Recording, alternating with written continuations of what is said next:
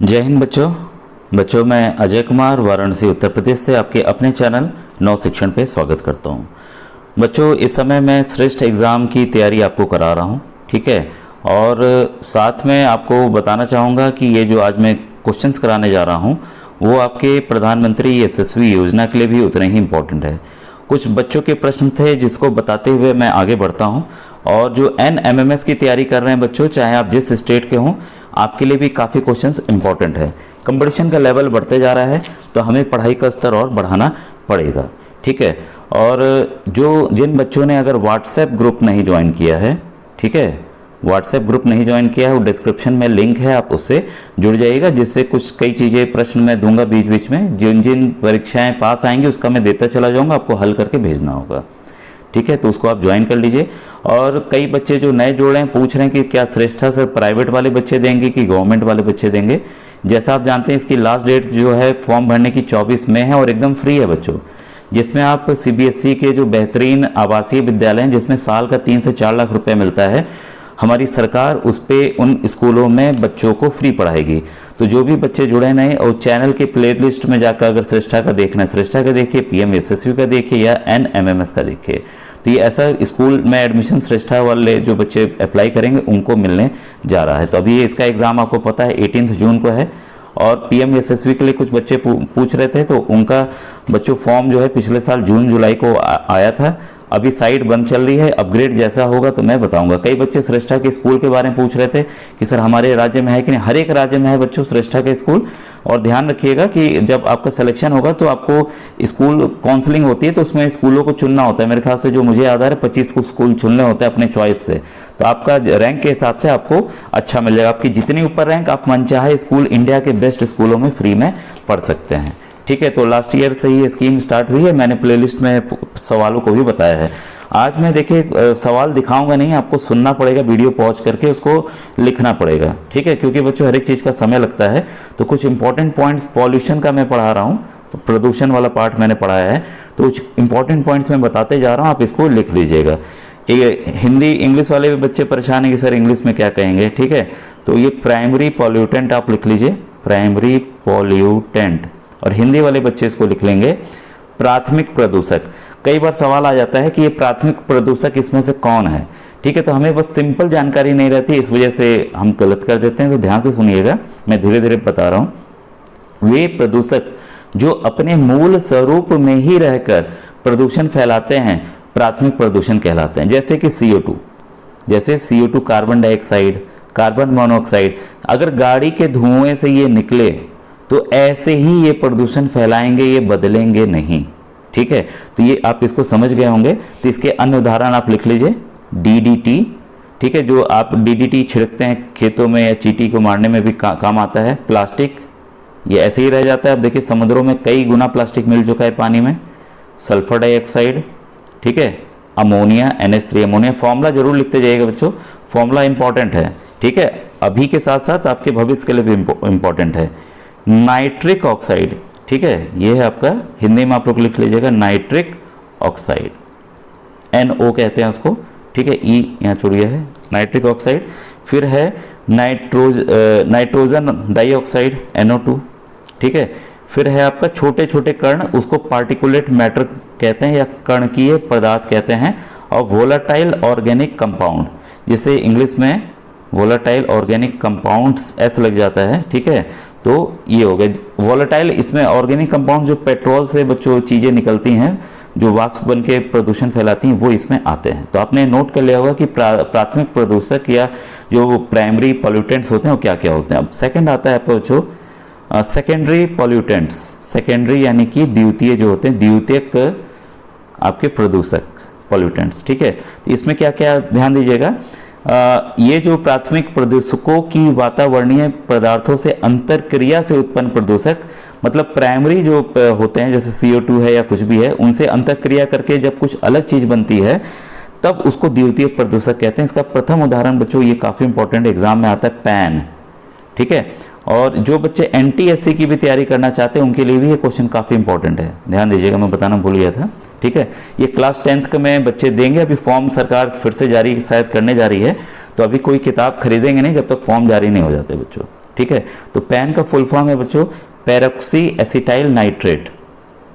थोड़े से आपको नाम अजीब लग रहे होंगे, लेकिन बच्चों इसको आप मेरे बात मानिएगा, ये आपको लाइफ में हमेशा काम आने वाले हैं इस तरह के सवाल, ठीक है। पेरोक्सी एसिटाइल नाइट्रेट, ठीक है। दूसरा है आपका सेकेंडरी पॉल्यूटेंट में ओजोन। ओजोन परत की मैंने बात की थी। ओजोन परत से रिलेटेड मैं कुछ महत्वपूर्ण तथ्य भी बताऊंगा कि ये आकाश में किस मंडल में पाए जाते हैं, ठीक है। ये सवाल आते हैं तो अभी आगे आप वीडियो पूरा देखिएगा, ठीक है। फिर है आपका सल्फर ट्राईऑक्साइड। सल्फर डाइऑक्साइड आपने सुना होगा, जब 3 ऑक्सीजन उसके साथ मिल जाते हैं तो वो हो जाता है सल्फर ट्राईऑक्साइड, ठीक है। और एक और है आपका सेकेंडरी पॉल्यूटेंट में सल्फ्यूरिक अम्ल। ये कैसे सेकेंडरी बना? हवा में SO2 था जो कि अम्ल वर्षा करता है, पानी इसके साथ मिला, ठीक है, और एक और ऑक्सीजन के साथ अंतरक्रिया करके रिएक्शन करके सल्फ्यूरिक अम्ल बनता है, ठीक है। वैसे ही हाइड्रोजन पेरोक्साइड, ये सब क्या है आपके द्वितीय प्रदूषक है, ठीक है। अब आइए कुछ और प्रश्नों को मैं बताऊं। इसमें देखिए एक महत्वपूर्ण शब्द आता है बार बार जो परेशान करता है, बायोडिग्रेडेबल पॉल्यूटेंट, यानी कि अपघटनीय प्रदूषक। अपघटनीय प्रदूषक, ये आप लिख लेंगे, या इंग्लिश में कहें तो बायोडिग्रेडेबल, ठीक है। तो ये वे पदार्थ जो सूक्ष्म जीवों द्वारा अपघटित होकर अपने विषाक्त प्रभाव को खो देते हैं, वो बायोडिग्रेडेबल पॉल्यूटेंट कहलाते हैं। अब देखिए इसको करते कौन है? बैक्टीरिया करते हैं। आप देखे होंगे कोई भी रोटी या कोई सड़ा ये जानवर मर जाता है तो अपने आप से मिट्टी में मिल जाता है, वो इसी वजह से है, ठीक है। तो इसमें देखिए सीवेज जो नाली का पानी हो गया वो लिख लीजिए, ठीक है। और जो भी मर जाते हैं, पत्तियां हो गई, ये सब अपघटित हो जाती हैं, तो ये बायोडिग्रेडेबल में आते हैं पॉल्यूटेंट, ठीक है। और ऐसे पदार्थ जो सूक्ष्म जीवों द्वारा अपघटित नहीं हो पाते हैं वह घटनीय प्रदूषक या नॉन बायोडिग्रेडेबल पॉल्यूटेंट्स कहलाते हैं, ठीक है। इसमें ये क्या है, आरंभ से ही हानिकारक होते हैं। तो इसमें देखिए जहरीली जो भारी जो धातुएं हैं, हमने बात की थी पिछले वीडियो में, आपको याद होगा लेड का, लेड यानी कि सीसा का, ठीक है। तो ये इसी कैटेगरी में बच्चों आता है, ठीक है। पीबी इसको सिंबल है, अगर पीरियोडिक टेबल की बात कहें तो पारा यानी कि आपका मरकरी, Hg उसका कोड है बच्चों, ठीक है। तो जैसे ऑक्सीजन का O2 हम लिखते हैं ना, वैसे ही इसका कोड है बच्चों, ये सब ध्यान रखिएगा।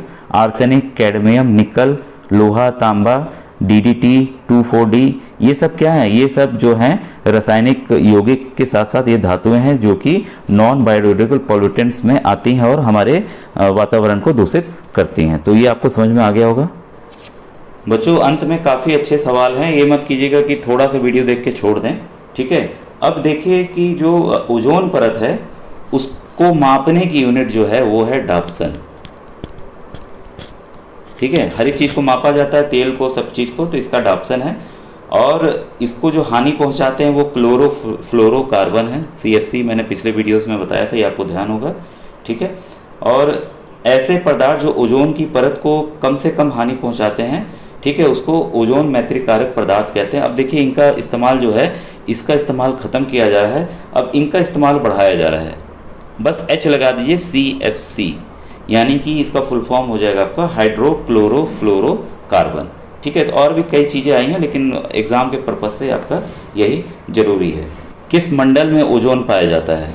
तो ओजोन अगर हम पृथ्वी से ऊपर जाते हैं बच्चों, तो ध्यान रखिएगा 25 किलोमीटर से ही स्टार्ट हो जाता है, और ये आपका समताप मंडल पे पाया जाता है। इसको नोट कर लीजिएगा, समताप मंडल। हमारी पृथ्वी है, अलग अलग 10,000 किलोमीटर तक हमारा एटमॉस्फेयर है ऊपर, ठीक है। तो 35 किलोमीटर रेंज में गए तो इस वाले को ही समताप मंडल कहते हैं। तो यहाँ पर ये ओजोन की परत पाई जाती है। अब देखिए जो बार बार मैंने बताया था कि जो ग्रीन हाउस गैसेज हैं उसका जो प्रभाव, किसका सबसे ज़्यादा प्रभाव है हमारी पृथ्वी को गर्म करने में। तो पिछले वीडियो में मैंने बताया था कि ये जो गैसेज हैं पृथ्वी को चारों तरफ से ढकी रहती हैं, कंबल का कार्य करती हैं, और सूरज की किरणें जो पृथ्वी पे आती हैं जब लौटती हैं तो इसको ये सोख लेती हैं, ठीक है। इस वजह से हमारी पृथ्वी जो गर्म होते जा रही है और ग्लेशियर जो है पिघलते जा रहे हैं। तो सबसे ज़्यादा योगदान उसमें बच्चों CO2 का है, ध्यान रखिएगा। सबसे ज़्यादा आता है ना कि घटते क्रम में लिखिए, बढ़ते क्रम में लिखिए, कौन सबसे ज़्यादा है। तो इसका बच्चों 55% का योगदान है CO2 का। इसके बाद देखिए जो मैंने CFC का इस्तेमाल किया, जो कि आपके रेफ्रिजरेटर, फ्रिज, AC में इस्तेमाल होता है, उसका 24% का, इसलिए देखिए अब इसको रिप्लेस किया जा रहा है, धीरे धीरे ख़त्म किया जा रहा है, कहीं हमारे देश से भी शायद ख़त्म हो चुका है। फिर इसके बाद देखिए मीथेन का आता है, ठीक है, 15%। आप सोचिएगा मीथेन कहाँ से प्रोड्यूस होता है, ये काफ़ी इंपॉर्टेंट सवाल है बच्चों। चावल के खेत आपने देखे होंगे, चावल के खेत में पानी भरा जाता है, वही पानी सड़ गल के मीथेन बनाता है, ठीक है, हवा में। ऐसे ज़मीन के अंदर भी नेचुरल गैस के रूप में पाया जाता है, ठीक है। तो 15% यहाँ पर मीथेन का योगदान है। इसके बाद आपका N2O का योगदान है, और वाटर वेपर का भी है, जो मैंने बताया था, पानी मत समझिएगा, ये H2O, ये वाष्प है, उसका भी योगदान है, लेकिन कम है, लेकिन है, ठीक है। तो ये कुछ इंपॉर्टेंट पॉइंट्स थे ओजोन को लेकर। अब देखिए कुछ सवाल आए हुए हैं, मैं तुरंत बता रहा हूँ, उसको आप कर लीजिएगा। निम्नलिखित में से कौन सा वायु प्रदूषक ऑक्सीजन की अपेक्षा अधिक शीघ्रता से रक्त की हीमोग्लोबिन में घुल जाता है, ठीक है। तो 4 ऑप्शंस आपके सामने आएंगे, पैन, ठीक है, कार्बन डाइऑक्साइड, कार्बन मोनोऑक्साइड या ओजोन। तो आपको इसका आंसर पता है, मैंने पिछले वीडियो में बताया था, कार्बन मोनोऑक्साइड। ये तेज़ी से घुल जाता है, तभी जो लोग कमरे में सोते हैं अंगीठी जलाकर या कुछ भी, तो वो लोग मर जाते हैं। तो ये इंपॉर्टेंट क्वेश्चन है, इसको नोट डाउन कर लीजिएगा। फिर है निम्नलिखित गैसों में से कौन सी एक ग्रीन हाउस गैस नहीं है, ठीक है, ध्यान दीजिएगा, नहीं है। ऑप्शंस इसलिए बता रहा हूँ ताकि जो आपका कन्फ्यूज़न है बच्चों दूर हो जाए, ऐसे ही आपके ऑप्शंस आएंगे, ठीक है। अभी देखिए ग्रीन हाउस गैसेस का मैंने प्रतिशत बताया था, तो आपको उत्तर इसका पता चल रहा होगा। तो आप बताइएगा कमेंट में लिखकर कि इसमें से ग्रीन हाउस गैस कौन सी नहीं है, ठीक है।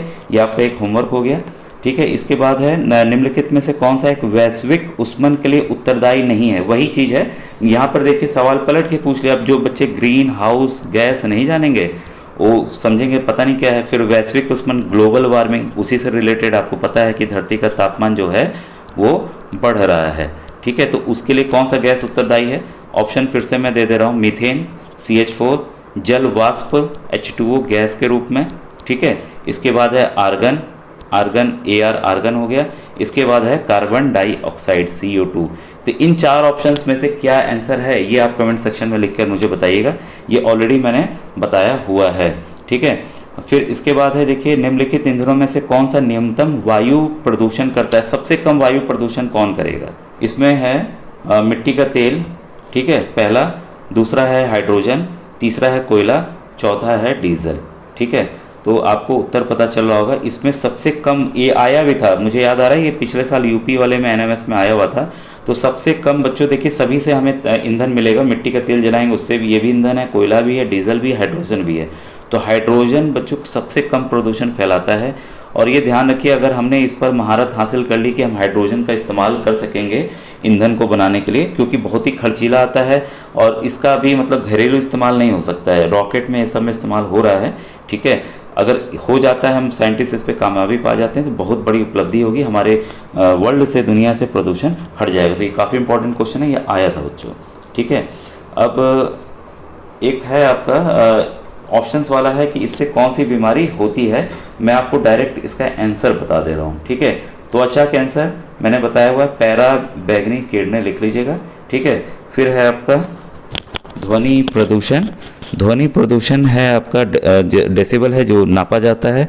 वैश्विक मापन, वैश्विक तापन, ठीक है। तो ये बताया हुआ है मैंने आपका कार्बन डाइऑक्साइड की वजह से है। और ओजोन क्षेत्र ये आपका क्लोरोफ्लोरोकार्बन से है। तो ये सब चीज़ें हैं, ठीक है। और एक है सूर्य से आने वाली हानिकारक पैरा बैगनी विकिरण किसके कारण से हो सकता है, तो ये ऑलरेडी मैंने बताया हुआ। तो आप इसका आंसर वो लिख के बताइएगा, ठीक है बच्चों। ये वीडियो आज का कैसा लगा? अगर इससे रिलेटेड आपको और क्वेश्चंस बताने हैं, प्रश्न बताने हैं, तो आप बताइएगा। प्रदूषण से रिलेटेड बहुत ढेर सारे प्रश्न हैं। अगर आपको प्रैक्टिस के लिए और प्रश्न चाहिए तो आप कमेंट सेक्शन में जरूर लिखिएगा कि नहीं सर और प्रश्नों को बता दीजिए, ठीक है बच्चों।